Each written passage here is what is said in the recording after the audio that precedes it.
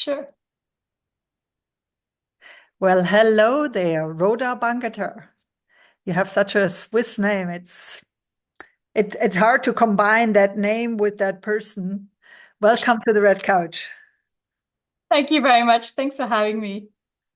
And I think the reason why this is because you have a Swiss husband, if I'm not mistaken. Yes, I do. I do. And I can say my surname in French, but I can't say it in Swiss German properly. So Uh-huh. when I say it, when I'm in, the Swiss German part of Switzerland, people go, and I'm like, oh, I can't pronounce my surname properly, Bangerter. Yeah, So yeah, yeah. uh, You yeah. sound cute. Thank you. And somebody told me the other day also it's the combination of Rhoda, which is very Yeah, not Swiss, yeah, and then Bangerter, which is a very Swiss yeah, name. yeah, Yeah. yeah. And you're gonna get to tell us everything about your story in a second. I Hmm. just wanted to mention that you have a slight South African accent. Is that correct? Oh, no, not South African. No, Okay, I'm very mixed, so it's probably very difficult to tell yeah, so where, where, we where I will come try to from. find out what it is when you Okay. tell us more about yourself. So why don't we start with a fun fact about you that we can't read on the internet? Well, I've thought about this one quite a bit today, and I've asked a couple of friends, like, what would people like to know about me that's not on LinkedIn? That's a fun fact. And so they've suggested a few things.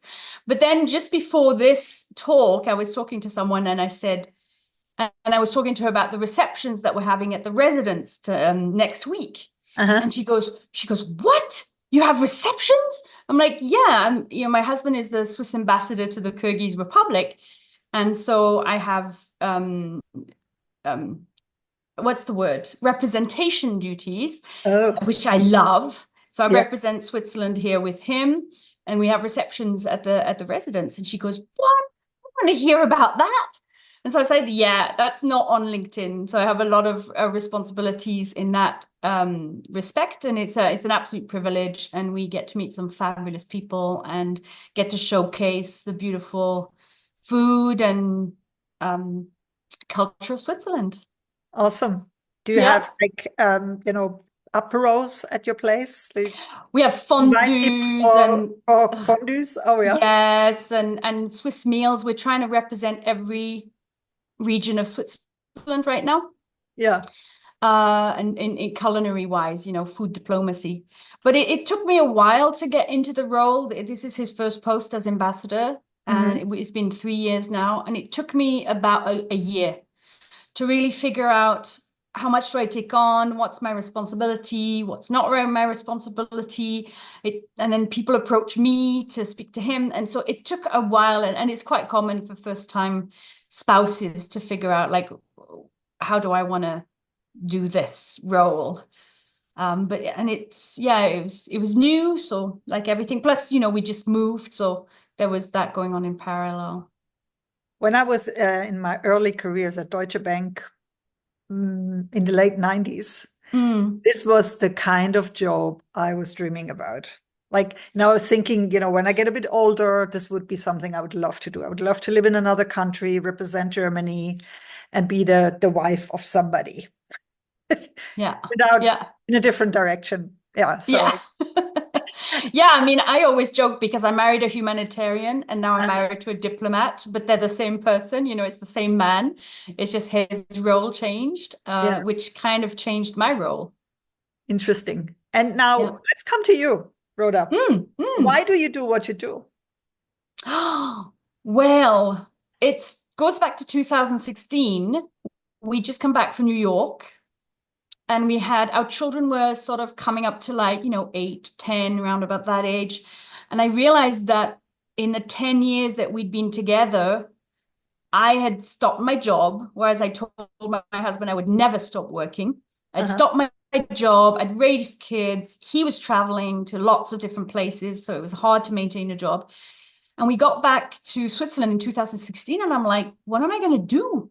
Like, in 10 years time, hope maybe my kids will be gone, we'll be empty nesters, and if I don't start thinking about what I want to do now, um they're gonna leave, and I'm gonna be like, what do I love doing? You know, they're gonna have their life. My husband has a fascinating job. Yeah. So I started looking into it in 2016. And do I go back to my old job? I was in sort of admin, HR, but I knew that we were going to be moving again. So it needed to Uh-huh. be something that was going to be flexible. And I tried lots of different things, French teacher and learning German and Uh-huh. all of that. And then I got a life coach. And then I realized that I was really multicultural. And I think I knew it in my head, but it hadn't really sunk in. But Uh-huh. just to give you a quick background, my mother she grew up in Syria, but she's Armenian. And then my father is Welsh. And I All was born in Lebanon. I was born in Lebanon and then raised in France. right. Uh-huh. So it's hard to tell my accent, but there's a bit of Welsh in there. Okay, so I completely got that wrong. Yeah, it's maybe Hmm. it's the Welsh, and also because I traveled around. So Yeah. but I realized, oh my word, and then when I'm stressed, there's another fun fact. When I'm stressed, I research. Uh-huh. So I threw myself into researching cross-cultural communication, multiculturalism, multicultural families, all those values. I realized I was living with conflicting values. Anyway, long story, 2017, 2018, I'm kind of retrained as a coach. 2019, my husband is offered a job in Kabul, which was then a non-family duty station. Okay. Yeah. And that's where this whole thing started. And I Hmm. got a fire in my belly for finding out how families do this, Yeah. Yeah. because a lot of families live it. And people have since told me, I thought there was something wrong with me. Um, you know, why can't I cope with this lifestyle? And I'm like, oh my word, this is Mhm. like a whole other kettle of fish, and there's not a lot of research on it. Yeah. The research that is done in the HR management journals for expatriates, then the split family assignments are sort of within the category of non-traditional expatriations, which is already a small research area. I mean, it's big in terms of how many people live it, but in terms of how many articles and studies are done, it's small. And then the split families, where the partner goes for like a few months at a time and lives in another country, it's even smaller. Mm. And since 2019, it's like I can't help myself. I'm passionate. I've interviewed so many people, and like every party I go to, somebody says to me, "Oh my word, I've lived with frequent business travel. I've lived with, my partner was in, Romania, and I was in, Spain, and we've done that for 6 months or a year or 2 years." And it's just growing by itself because the need is there. Hmm. So that's why I do what I do, because I've Yeah. lived it, and then because I wanted to know how other people did it and how on earth we do make this work. Yeah. And I think that's how we originally got connected because you were asking for practitioners who have experience with split family assignments. And Right. I had some experience from a project that I was working in and from, designing policies where we would consider split families and how we would take care of the split families. Although this is something I generally do not recommend. I Yeah. always tell Yeah. couples if they come to me for consultations or coaching, try Yeah. to be together. And if you Yeah. have split, maximum 2 years. I think Yeah. that's as much as a family can actually handle, a Yeah. family system. Yeah. And I think, as you said, our research is very often lagging a bit behind the reality. So sometimes, we don't have the data that we would actually need to show also proof that what we're doing is helpful, like coaching and supporting expat couples, for example, through such situations. So I would consider you an expat coach. Would you also call yourself Yes. an expat coach? Now I think I specialize in split family assignments and frequent business travel and their impact on family life, and Mm-hmm. then helping organizations support those staff. Mm-hmm. Because they're not going to be your typical traditional expat family who's moving. And sometimes they get a bit forgotten, but they'll have stresses and, they might need policies that are slightly more flexible because they're not in that sort of, box. So that's Do really you where my consult main companies focus and is. organizations Yeah, too? I do talks for them. I do talks for their staff. I'm working right now on a supervisor's workshop, so that just explaining to supervisors that that they might need a bit more flexibility with their teams, right? The whole diplomatic community in Ukraine right now, the embassies, they're non-family positions, right? They're all there working, and their families are somewhere else. All the humanitarian organizations, so many humanitarian organizations Mm-hmm. where the humanitarians are somewhere else for I don't know how many months. And then so to kind of working with organizations and saying, okay, your local staff, do they have R&R? A lot of them don't. And if they're in a high risk location, a place that's got a war going on, their family are maybe in the neighboring country. And so how do you support those staff? Because you want to avoid burnout, plus Yeah. you want to retain them, because otherwise they might get an ultimatum from their family, like it's me or my job, it's me or your job. Mm-hmm. And you want to start recruiting these people. And I've met a lot of senior people who will say like, nah, I'm not sure about doing this, and it's kind of not working for my family right now, or I need to stop this at some point because it's too much. Yeah. So it's like, how And do you get the balance? And it's got to be from the family side, but I think the organizations, and that's, in the literature starting to be a little bit where it's like organizations, if you want to start recruiting and retaining the staff, you're going to have to be able to offer services, even if it's just one-on-ones, for and the other thing we've done is we've talked, even with my husband, both of us have talked to a lot of couples who are mm-hmm. deciding, do we do it? Do we not do it? What Yeah. do you need to consider? Yeah. And it certainly needs to be intentional. I Yeah. think it would Yeah. be extremely Yeah. difficult to go into this just, Yeah. let's see how it works. Yeah, Oh, I just there's wanted a lot of risks. to go back, Rhoda, on one thing you Mm. mentioned, the R&R, which military personnel will probably understand. But when you talk to me about R&R, Oh, HR professional, I think of roles and responsibilities. oh yeah, So yeah. No can you rest and explain the recuperation. concept, and it's especially also, for expats who live in compounds, for example, or in high risk areas. Can you explain that a little bit, how it works in practice? Yeah, it's rest and recuperation, and Yeah. different organizations will have different rules about how much time you get to go back home, how many trips back home you'll get paid for by the organization. Hmm. Um, and I was talking to a member of staff here, one of my husband's colleagues, and he's chosen to live split, right? Geographically split because of family circumstances. So his partner's still in Switzerland. He said, I just want to know that organization cares, Mm. you know, by providing a little something like, okay, I understand that you have a life Yeah. that's outside of work, that also, that will impact who you are, what you are, and what you do.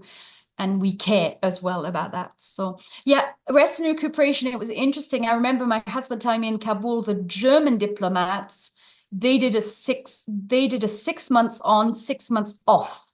Hmm. So that worked much better for family life because they were gone 6 months, or 3 months and 3 months, and then somebody else would tag them and come in for 6 months. And so you're not gone 1 or 2 full years. Hmm. Hmm. So it's just thinking about that kind of thing, how can you make a position more attractive? Yeah, yeah. I might have to interview you again, one on one, for my next book, because I'm just thinking Oh, maybe this is a topic we could also add into. It's about, a lot about assignment policies, and maybe we could add that topic because it's usually, as you say, it seems not to be covered so well in global mobility. It's not happening to so many expats, so many countries, because many don't send people to high risk countries. mm-hmm. But I think we should cover it. So I will get back to you one more time on that topic. Yeah, for And sure. tell us a bit more about your journey as a professional. Whoa. Um, I've enjoyed it. It's slower than I want it to be Mm-hmm. because I have a vision of where I want to go. Uh-huh. But you know, I'm a mother with teens, and that's a whole other ball game, I'm realizing. You know, my husband has a full docket of his responsibilities, um and I also, you know, I have underlying health conditions, so it's slower, but it's fine because I'm playing the long game. And Uh-huh. one of my favorite quotes is Simon Sinek, who says most people overestimate what they can do in a year and underestimate what they can do in a decade.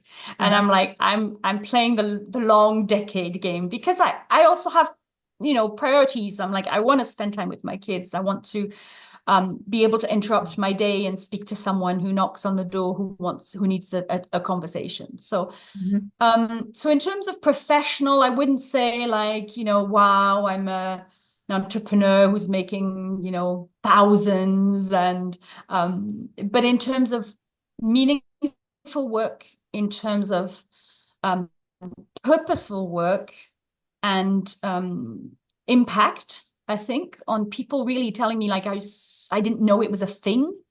I didn't know I could get this kind of support. I really value the conversation I've had with you about my options, about what I need to consider. All of that is so fulfilling. And I'm I'm grateful that I get the opportunity of doing that. And it took me a long time to invest in myself in that way and not worry too much about how much I was earning. It's a big topic for me and maybe for a lot of people listening. It's like I want to earn my own money, you know what I mean? Um, but after a while, I was like, you know what? I've accompanied my husband. I gave up work. So I'm starting from another angle. And I have other priorities.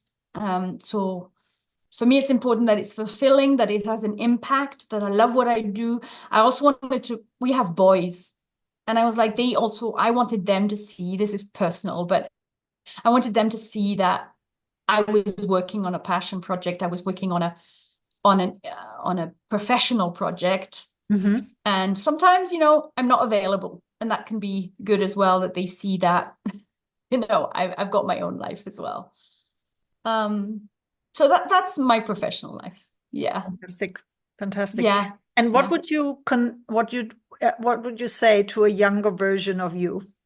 You know, someone who might be thinking about taking on a similar journey, consulting expats, consulting couples in this field, or researching. What kind of advice would you give them?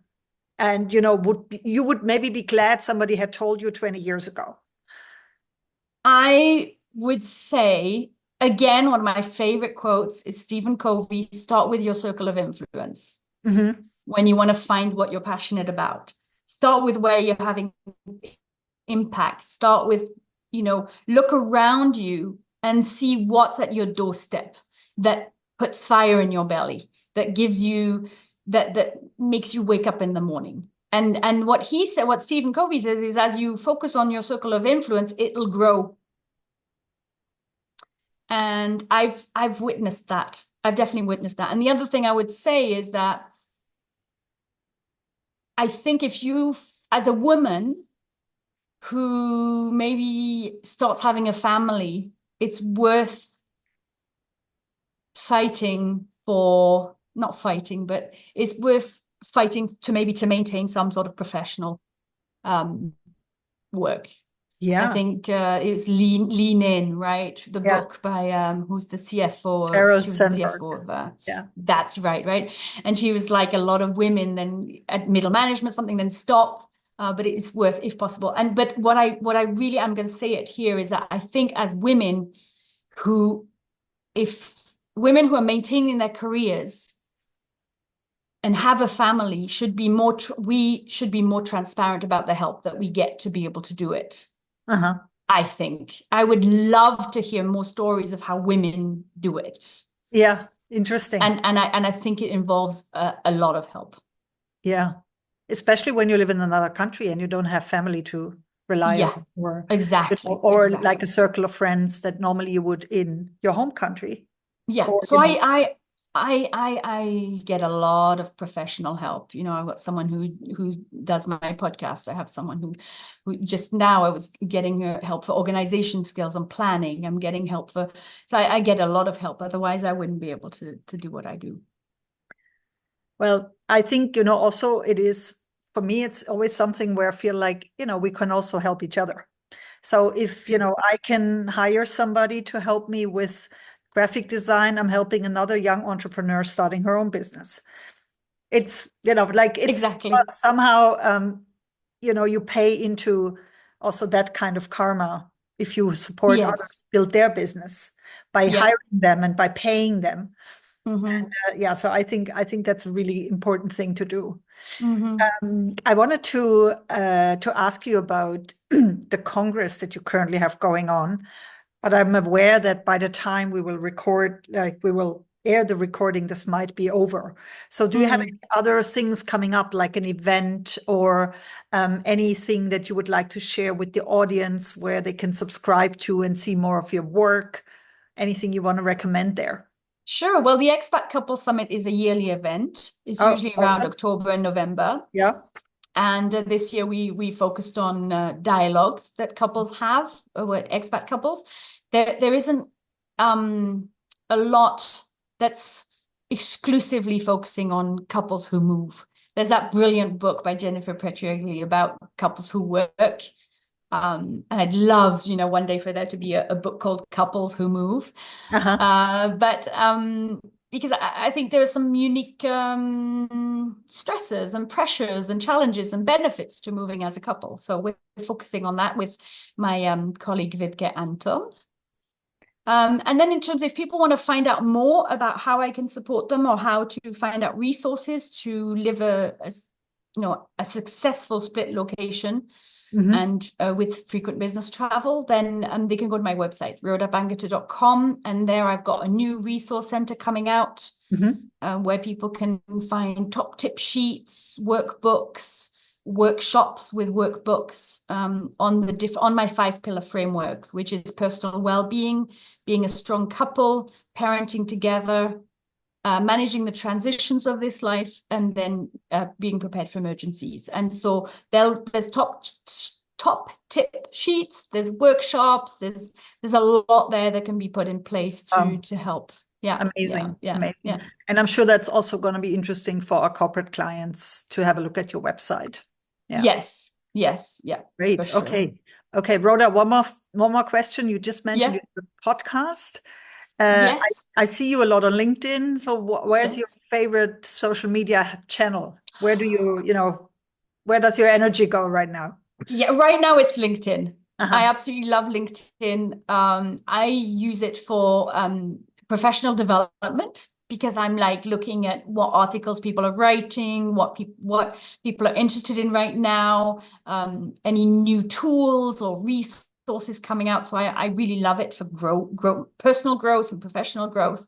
And networking, it's just amazing. I just came across the Impact Group, and then just meeting other professionals. I really enjoy that platform right now. Yeah. Wonderful, wonderful. Yeah, you see me there also on a daily basis. Yes. Well, Rhoda, it was great talking to you. An absolute honor to have you on the red couch. All the best for the Congress and also your reception that you were talking about in the beginning of the talk today. It was great Yeah, having. thank you. Thank you so much, Angie. Thank you. Have a great day. Thank you. Bye bye.